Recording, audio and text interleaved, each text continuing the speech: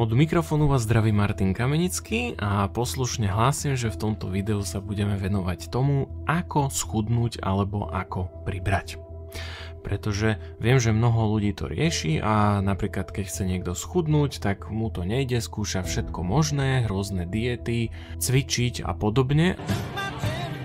Ale to telo akoby stále neposlúcha, hej, že stále si drží tú svoju váhu a takisto, keď chceme zase pribrať, čo bol presne môj prípad, tak som x rokov vôbec nevedel pribrať, hej, že vôbec mi to nešlo. Takže sa pozrieme z fyziologického hľadiska na to, v čom to vlastne je, že prečo to telo si drží nejakú váhu, takže ako ho presvedčíme, aby tú váhu si upravilo. Najprv začnem teda svojou skúsenosťou, že x rokov som cvičil, jedol, hej, je jedno čo som jedol, koľko som jedol, jednoducho som nevedel pribrať, hej, vôbec mi to nešlo, nech som robil čo som robil. Takže som sa zamyslel nad tým, že ako je to možné a prišlo mi, že to telo musí byť geneticky nastavené, hej, musí byť ono samo nastavené na to, že akú má váhu. A to isté teda platí pri tom, či chceme schudnúť alebo pribrať. Hej? Lebo gény určujú všetky funkcie tela. Takže čo to znamená je, keď sa pozrieme na gény, tak gény si môžeme najjednoduchšie predstaviť, že sú to recepty.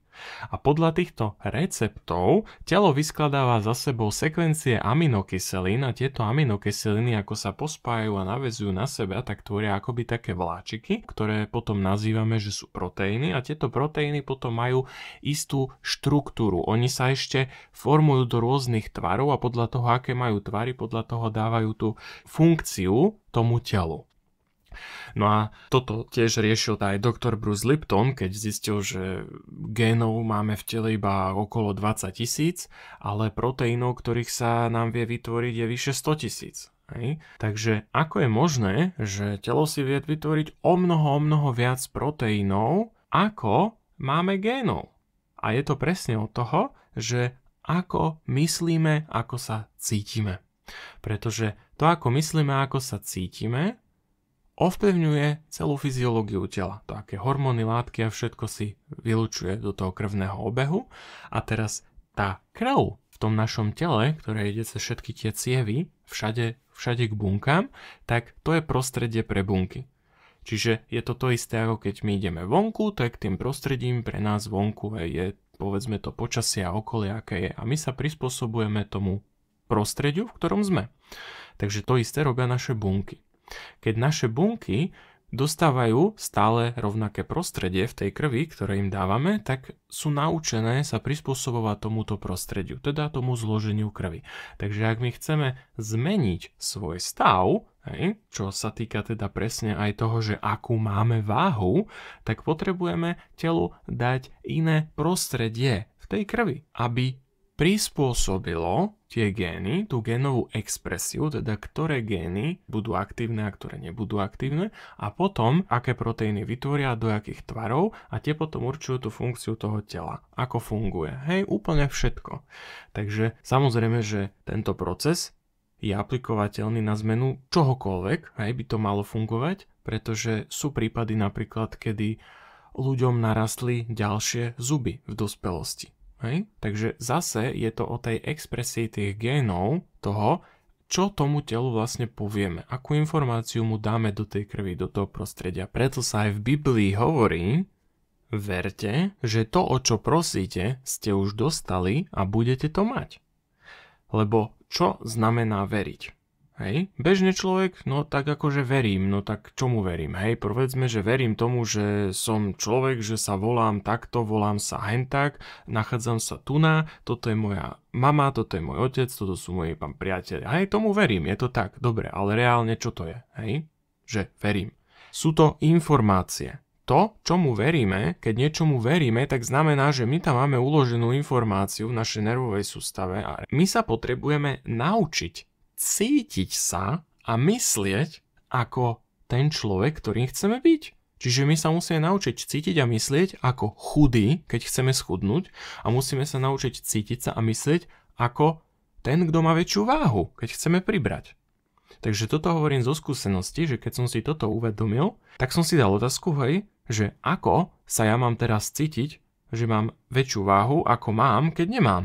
Hej? Takže ide presne o to, že vedieť, akým spôsobom ja dokážem začať cítiť to, čo ešte nie je. Hej? Takže ako je to presne v Biblii? Verte, že o čo prosíte v modlitbe, ste už dostali a budete to mať. Ale čo je modlitba?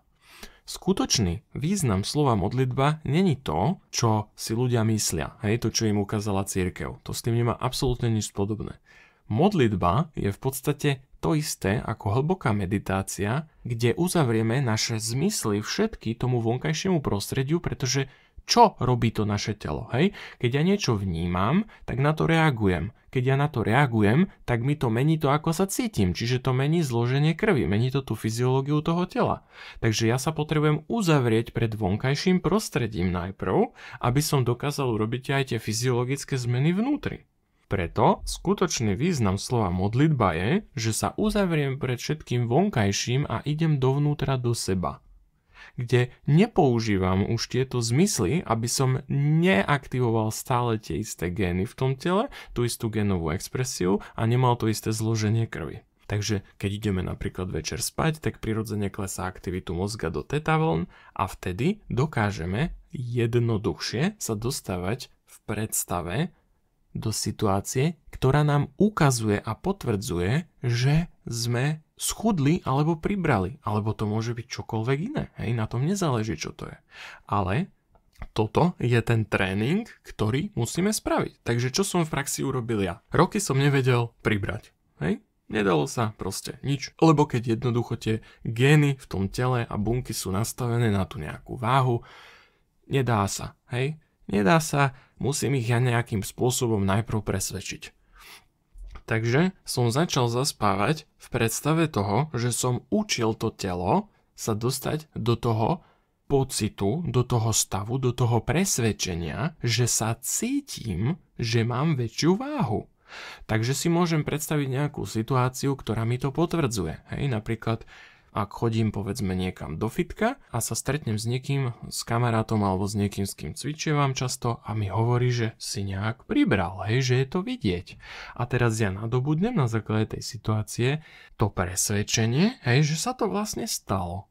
A keď ja v tomto presvedčení potom zaspávam, tak to nahrávam do tej nervovej štruktúry toho tela a teraz tá nervová sústava začína dávať tieto signály tomu telu, čiže sa začínajú produkovať látky, hormóny, ktoré zodpovedajú tomu stavu, o čom som telo presvedčil. Na základe toho potom meníme teda prostredie pre bunky, lebo zložením krvi zmeníme prostredie pre bunky a voilà. Hej, gény začínajú reagovať inak, hej, zmenili sme im prostredie a teraz nám môžu ukázať túto vnútornú zmenu v tej štruktúre toho tela. A ja keď som toto spravil, tak ja som pribral v priebehu niekoľkých týždňov vyše 10 kg, hej, z nejakých 75 na 85 a teraz sa mi tá váha stále tak drží. Hej, ja znovu akoby neviem pribrať viac, hej? Ani schudnúť mi nejde.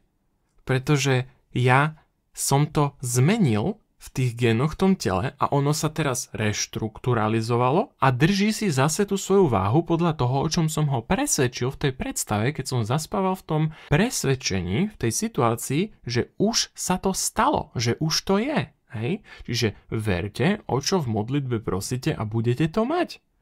To znamená, že veriť znamená cítiť, že ja som o tom presvedčený. A modlitba je stav, kedy ja idem do seba dovnútra, uzavriem sa voči tomu vonkajšiemu svetu, ktorý ma stále presvedča o tom, že niečo nejak je, lebo pokiaľ toto nespravím, tak nemôžem nič zmeniť, hej? Ja stále budem stimulovať to telo a všetko v tom mojom živote, aby mi sa stále replikovalo v tom istom, na čo som zvyknutý, hej? Stále dávam tie isté podnety potom tomu telu na základe toho, čo vnímam, pozriem sa do zrkadla a tak ďalej, hej? Stále jednoducho vidím to isté, čiže ja nezmením to zloženie tej krvi a to telo potom nemá ako schudnúť alebo pribrať. Takže ja potrebujem nadobudnúť nové presvedčenie, ktoré je opačné k tomu, ktoré teraz mám. Hej? A na to sú rôzne spôsoby, ako to viem urobiť, ale jeden z tých najefektívnejších každému dostupných je jednoducho zaspávať v predstave, učiť sa to ako tréning, ako keby som každý deň išiel cvičiť, tak takto každý deň pred spaním sa učím to telo dostať do tej predstavy, aké by to bolo, keby som už mal takú váhu, hej? Aké by to bolo a normálne si povedať, povedzme, keby som už mal toľko a toľko, alebo keby som už mala toľko a toľko kíl. A teraz sa učiť tak cítiť. A učiť sa využívať tú predstavu na to, aby sme mohli nadobudnúť ten vnútorný stav toho presvedčenia, ten pocit, tie emócie, tie myšlienky mali na základe tej predstavy, lebo nám to pomôže, hej? Keď my začneme v predstave vnímať, nie že teraz premýšľame o tom, že ja keby to bolo, keby som niekedy tam neviem kde bol chudší alebo mal väčšiu váhu. Nie. My sa potrebujeme teraz, v tomto prítomnom okamihu, vedieť tak cítiť. Hej? Teraz. To znamená, že teraz už mám takú váhu. A keď takto opakovane zaspávame v tejto predstave, v tomto pocite, tak meníme tú fyziológiu toho tela, meníme to zloženie krvi, zapisuje sa to potom do tej nervovej sústavy, pretože my keď ideme spať a klesá tá aktivita mozgu, tak počas spánku telo si robí poriadok, všetko si zapisuje, hej, pamäť, to sú na to tiež kopa štúdií, odporúčam knihu od Matthew Walkera, Prečo spíme, keby to niekoho zaujímalo detailnejšie. A ak si dáme tú námahu s tým, aby sme naozaj poctivo sa dostávali do tohto stavu predtým, ako ideme spať. Prípadne ráno, keď sa zobudíme, pretože tam je tá aktivita mozgu tiež ešte nižšia a vieme to teda dostať do tej nervovej sústavy toho tela, teraz to, čo si zažívame v tej predstave, teraz, tak meníme to zloženie tej krvi, meníme tú štruktúru tých neurónových prepojení v tom našom mozgu a v tom tele, pretože tá nervová sústava potom dáva tie signály tomu telu, čo má robiť. Hej, na základe toho, aké máme tie siete neurónov, v nich sú vlastne zapísané tie naše presvedčenia, hej, to, čomu veríme. Takže ak my si vytvoríme nové siete neurónov, ktoré začnú hovoriť telu nový stav, hej, nové presvedčenie, tak je tam nová chémia a tá nová chémia ovplyvňuje teda tú génovú expresiu a začnú sa nám tvoriť ináč proteíny a to telo si mení svoju štruktúru. Takže týmto spôsobom vieme nielen schudnúť a pribrať, vieme sa kvázi uzdraviť z čohokoľvek, vedia nám dorásť znovu vlasy, vedia nám dorásť zuby, vedia nám dorásť končatiny, ale potrebujeme to poctivo, pravidelne robiť. Hej? Jednoducho, aby sme mi presvedčili to telo o tom, že to tak je a potom, keď sme v tom presvedčení, tak sa to zrealizuje, prejaví sa to. Možno to nebude tak, že sa to prejaví same hneď. Možno budeme potrebovať najprv niečo spraviť. Ale to bude vždy už len dôsledok toho, čo sme urobili v sebe vnútri. Lebo tak to vždy funguje. Hej? Niekto potom priradí, že ja som povedzme pribral preto, lebo som začal toto a toto jesť, alebo ja som schudla, lebo som začala takto cvičiť, tuto som zmenila životný štýl a toto a tak.